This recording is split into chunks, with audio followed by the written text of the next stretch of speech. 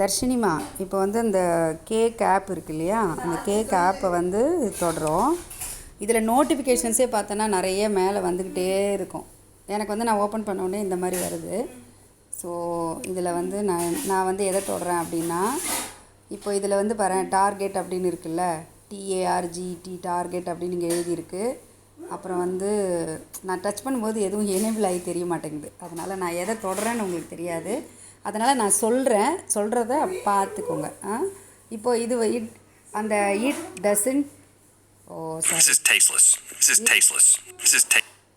It doesn't taste like anything அப்படின்னா என்ன அர்த்தம்னா, திஸ் இஸ் டேஸ்ட்லெஸ், நல்லாவே இல்லை இது அப்படின்னு நம்ம சொல்கிறோம் இல்லையா. அதை வந்து சொல்லி கொடுக்குறதுக்காக ஃபுட்டு டேஸ்ட்டு இதை பற்றி நடக்கிற ஒரு கான்வர்சேஷனு வெறும் 16 செகண்ட் தான் நினைக்கிறேன். ஒரு நிமிஷம் 16 செகண்ட் தான் இது. இதை வந்து இப்படி கிளிக் பண்ணுவீங்க.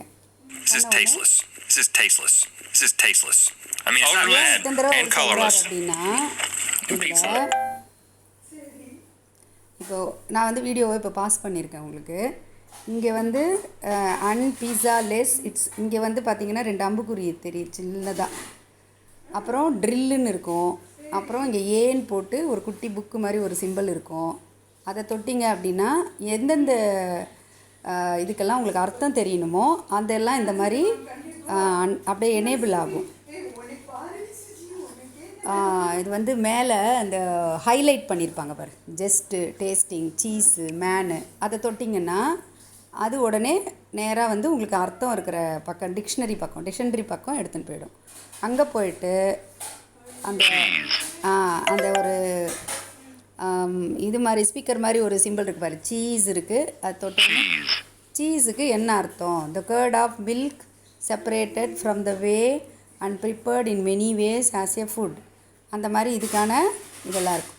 அதை நவுனாக எப்படி பார்க்கலாம், வேர்பாக எப்படி பார்க்கலாம், அப்படியே அந்த வார்த்தையை பற்றி. அடுத்து பேக் பட்டன் கிளிக் பண்ணிங்கன்னா மறுபடியும் இந்த பேஜுக்கு வந்துடுவோம்.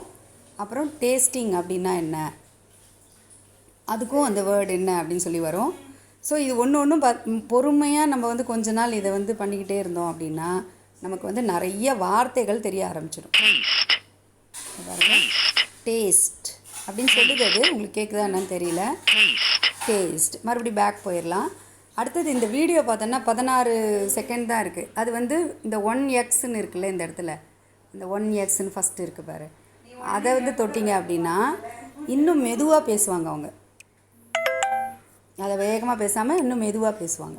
இப்போ நான் வந்து ஃபஸ்ட்லேருந்து இந்த வீடியோவை போடுறேன். இங்கே ஒரு ஏரோ இருக்கும், இதில் போனீங்கன்னா முன்னாடி போகும், இதில் வந்து போனீங்கன்னா பின்னாடி போகும். ஒவ்வொரு ஸ்லைடாக இந்த வீடியோவை வந்து பண்ணியிருப்பாங்க.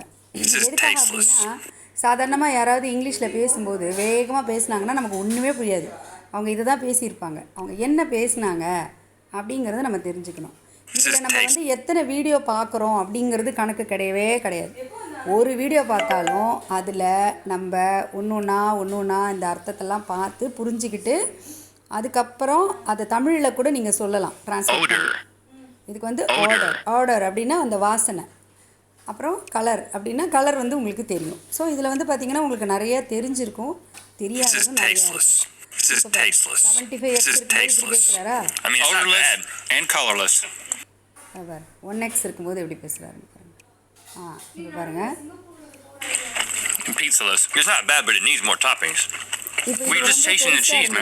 இப்போ பார்த்தீங்கன்னா இப்போ இதில் வேகமாக இருக்குது, பெருசாக இருக்குது, வேகமாக அவர் பேசினார், நமக்கு புரியல அப்படின்னா இந்த பக்கத்தில் 1xக்கு பக்கத்தில் 2 ஏரோ இருக்கும், அந்த அதை